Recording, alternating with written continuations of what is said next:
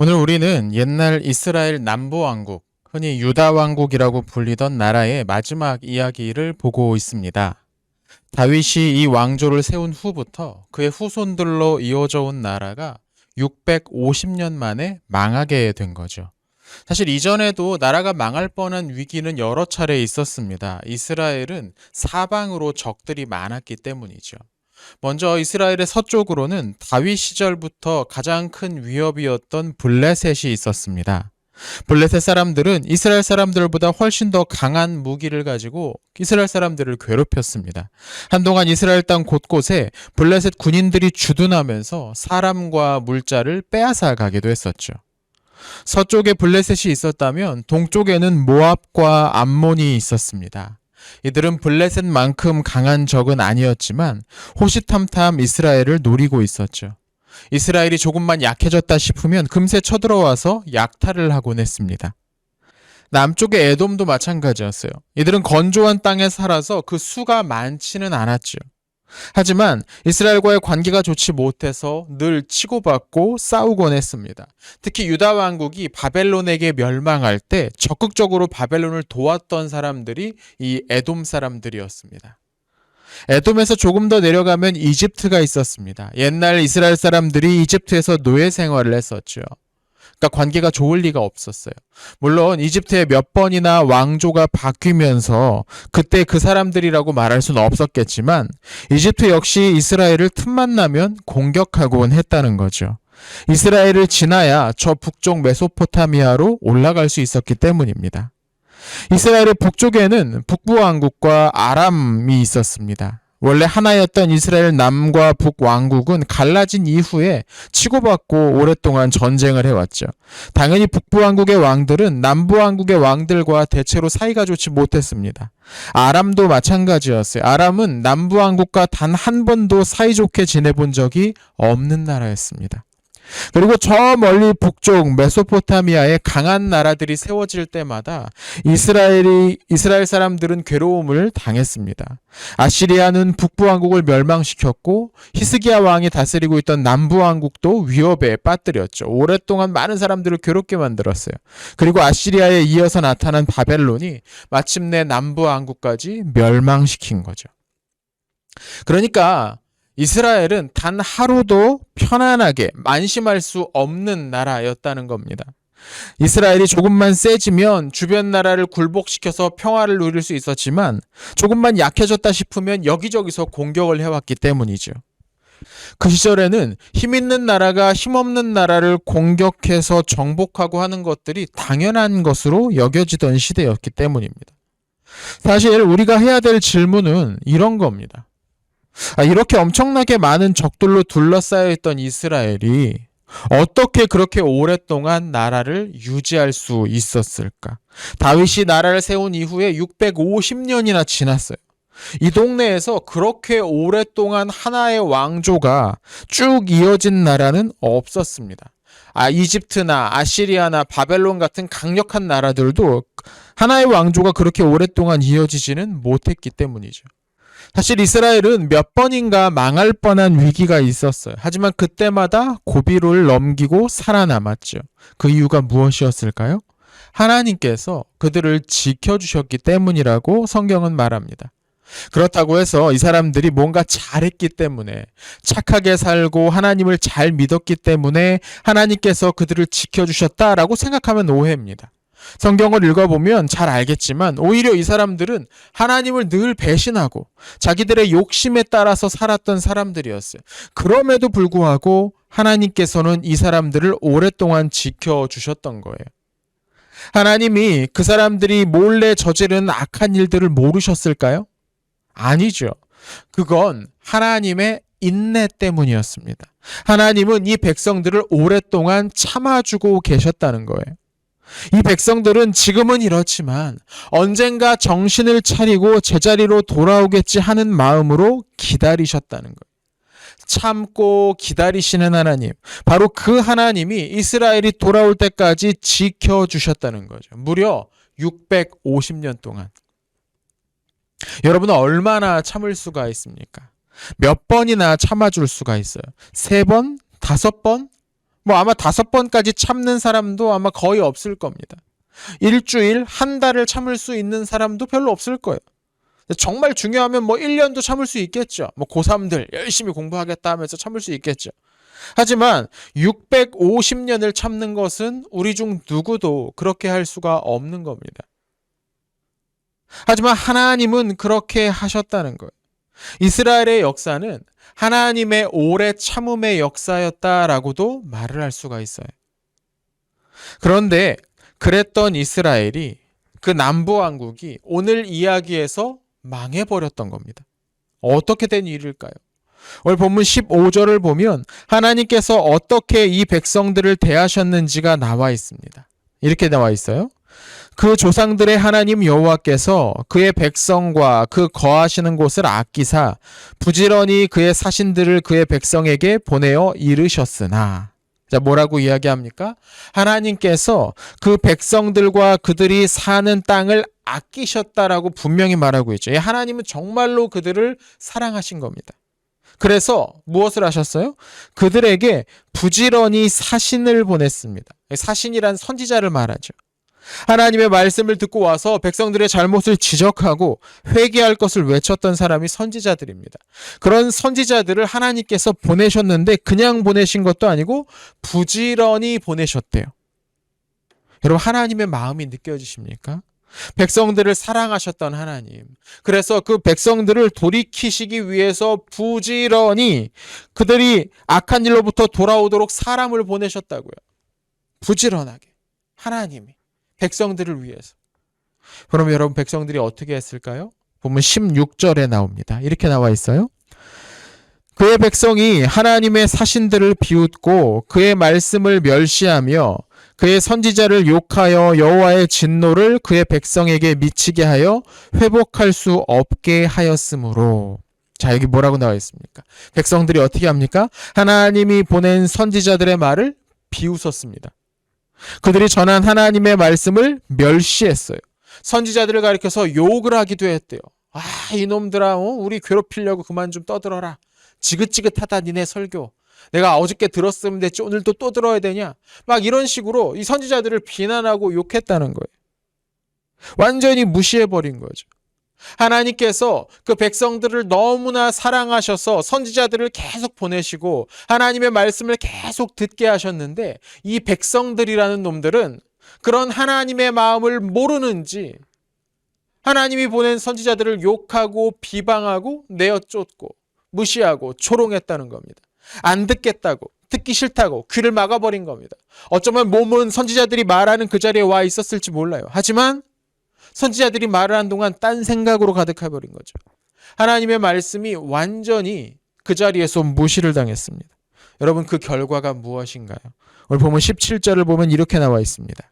하나님이 갈대아 왕의 손에 그들을 다 넘기심에 그가 와서 그들의 성전에서 칼로 청년들을 죽이며 청년 남녀와 노인과 병약한 사람을 긍휼히 여기지 아니하였으며. 자, 하나님은 이스라엘 백성들을 갈대아 왕의 손에 넘겨주셨대요. 그래서 갈대아는 바벨론 왕국을 세운 민족을 가리켜요. 그러니까 바벨론 왕을 말하는 거죠. 하나님께서 바벨론에게 이스라엘 백성들을 넘겨줘 버리셨대요. 야, 이놈들, 내가 650년이나 참고 지키고 보호하고 기다렸는데 끝까지 나를 무시하고 나를 외면한다. 좋은 말로 이야기해도 결코 돌아오지 않더라. 야, 네가 한번 어떻게 해봐 하면서 넘겨주셨다는 거죠. 그래서 바벨론 군대가 와서 이스라엘 백성들을 죽이고 그들의 것을 모두 빼앗고 살아남은 사람들을 포로로 끌고 갔다는 겁니다. 왜 이스라엘 사람들은 하나님의 말씀을 무시했을까요? 이상하지 않습니까? 하나님 말씀을 순종하면, 하나님께 복종하면, 하나님을 잘 섬기기만 하면 복을 주시겠다고 약속을 하셨는데 왜 이스라엘 사람들은 그 간단한 일을 하지 못했을까? 하나님이 어떤 분인지 몰랐을까요? 그럴 수는 없습니다. 왜냐하면 이스라엘 사람들은 매주, 매달 정해진 날마다 성전에 나가서 제물을 바쳤던 사람들이, 하나님께 예배했던 사람들이라는 거예요. 하나님을 잊어버릴 수가 없다는 거죠. 그런 사람들이 예배는 참석했지만 하나님의 말씀을 듣기는 싫어했다면 이건 무슨 뜻이었을까요? 아마도 이 사람들은 하나님의 말씀을 듣지 않아도 괜찮다고 생각했던 것 같아요. 하나님의 말씀에 순종하지 않아도 충분히 잘 살 수 있다고. 하나님의 말씀에 귀를 막아도 큰 벌을 주시지 않으니까. 이제까지 몇 번이나 망할 뻔한 위기에서 구해 주셨으니까. 우리 이렇게 살아도 하나님이 계속 구해 주시네. 우리 이렇게 하고 싶은 대로 해도 하나님 앞에 죄 짓고 살아도 하나님이 우리를 보호해 주시네. 앞으로도 계속 그러시겠지. 특별히 더 열심히 살 필요는 없잖아. 이렇게 생각했던 게 아닐까요? 그게 자기들이 잘해서가 아니고 내가 잘해서 내가 하나님 앞에 복받을 만, 내가 하나님의 그 사랑을 받을 만한 사람이기 때문이 아니고 하나님께서 백성들의 회개하기를 오랫동안 기다리셨기 때문인데 그걸 깨닫지 못했던 겁니다. 오래 참으시는 하나님을 백성들은 무시해도 괜찮은 분으로 생각했다는 거죠. 우리도 그렇습니다. 어떤 사람이 화를 쉽게 내고 목소리도 크고 하면 그 앞에서는 꼼짝하지 못해요. 그런데 조용히 참기만 하는 사람들은 점점 함부로 대합니다. 그러나 그 생각은 바보 같은 생각이죠. 결국 이스라엘 백성들은 나라가 망하고 모든 것을 빼앗기게 되었습니다. 멀리 포로로 끌려갔습니다. 하나님은 우리를 오랫동안 기다려 주십니다. 하지만 그게 우리가 하나님을 무시하고 마음대로 해도 괜찮다는 말은 전혀 아닙니다. 여러분, 하나님의 인내심을 시험하려고 해서는 안 됩니다. 멍청한 짓이에요. 우리가 죄를 저질렀을 때 하나님께서 바로 그 죄에 대해서 징계하시거나 심판하지 않으실 때가 많이 있습니다. 어떻게 할 수 있느냐? 우리가 아직 살아있는 거죠. 우리가 죄를 지을 때마다 하나님이 징계하시고 심판하셨다면 우린 여기 지금 앉아있을 수도 없을 겁니다. 하지만 그건 우리가 죄를 지어도 상관없으니까, 우리가 죄를 지어도 괜찮으니까 서가 아니라는 거예요. 우리의 죄가 나쁜 게 아니라서 이 정도는 봐줄만 해서 넘어가시는 게 아니라는 겁니다. 여러분, 모든 죄는 하나님 앞에 짓는 죄입니다. 어떤 죄도 하나님의 눈을 속일 수 없습니다. 당장에 하나님의 눈을 피한 것 같아도 하나님은 그 모든 것을 다 아십니다. 그리고 때가 되면 그동안 미뤄주었던 그 죄의 값을 모두 다 치러야 됩니다. 여러분이 지은 죄들은 그냥 사라지는 게 아니라는 거예요. 그 죄의 값은 반드시 치러야 됩니다. 하지만 여러분, 하나님은 우리가 그 죄의 대가를 치르지 않도록, 그렇지 않을 수 있도록 방법을 주셨어요. 아니, 그 죄 자체를 해결할 수 있는 놀라운 방법을 주셨어요. 예수 그리스도죠. 예수님이에요. 예수님이 십자가에서 아무 죄 없이 죽으셨을 때 주님은 우리의 죄를 대신해서 죽으신 겁니다. 어떻게 이런 일이 일어났는지 우리는 그 과정을 다 알지는 못합니다. 하지만 하나님께서 그렇게 되도록 해주셨다고 성경에서 약속하고 있습니다. 근데 중요한 건 뭐냐면 이 일이, 예수님의 십자가에서 이루셨던 그 사건이 우리에게 영향을 끼치는 이 일이 자동으로 모든 사람에게 적용되는 것은 아니라는 겁니다. 하나님은 그분이 사랑하시는 백성들을 용서해 주시고 백성들의 죄를 참아 주시는 분입니다. 하지만 그렇다고 해서 자기의 죄에서 돌이키지도 않는 사람들의 죄까지 모두 자동적으로 사라지는 건 아니라는 겁니다. 오늘 벌받지 않고 넘어갔으니까 내일도 그렇게 해도 상관없지라고 생각하는 사람은 하나님의 용서라는 선물을 받을 수가 없는 사람들이라는 거예요. 여러분, 하나님은 이미 심판을 시작하셨습니다. 그런데 하나님의 그 심판은 빨리 돌아가면서 모든 것을 갈아버리는 믹서기가 아니고 천천히 돌아가면서 그 안에 들어가는 것들을 가는 맷돌과 같아요. 온 우주가 그 안에 들어있는 아주 큰 맷돌이죠. 어떤 사람은 그것이 너무 천천히 돌아간다고 생각하면서 가볍게 생각할지도 몰라요. 오늘 성경에 나오는 고대 이스라엘 백성들이 그랬죠. 하나님의 심판은 한참 후에 나올 거라고, 자기들은 안전할 거라고 생각했던 그 사람들 말이죠. 하지만 여러분, 하나님의 이 심판의 맷돌은 천천히 돌아가지만 확실하게 모든 것을 으스러뜨리고 갈아버립니다. 온 우주에서 하나님의 심판을 피할 수 있는 존재는 어디에도 없습니다. 오늘 예루살렘 성이 당한 이 심판은 하나님의 심판이 얼마나 철저한지를 보여주는 증거입니다. 17절을 보니까 칼로 청년들이 죽임을 당했습니다. 18절에는 성전과 왕궁 그리고 모든 백성들이 가지고 있던 보물들을 빼앗겼습니다. 19절에서 남은 모든 건물들이 불살라졌습니다. 그리고 20절에서 그래도 살아남은 사람들은 바벨론으로 끌려가 버리고 말았습니다. 여러분, 이 철저한 심판을 누가 피할 수 있었겠습니까? 여러분, 심판의 시계는 이미 돌아가기 시작했습니다. 심판을 피할 수 있는 방법은 단 한 가지, 회개하고 하나님께로 돌이키는 겁니다.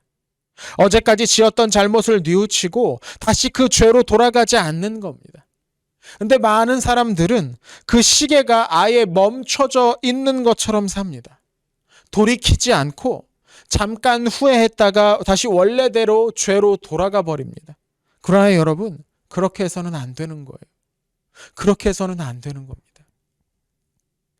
하나님의 심판을 무시해서는 안 됩니다. 그분은 결코 무시당하지 않으시는 분입니다. 남부왕국과 예루살렘의 멸망을 보면서 오늘 우리의 삶을 좀 되돌아봤으면 좋겠습니다. 우리는 멸망하지 않을 거라고 안심하고 있지 않습니까? 우리는 죄를 계속 지으면서도 괜찮다고 다 용서해 주실 거라고 착각하고 있진 않아요. 여러분, 그건 정말로 착각입니다.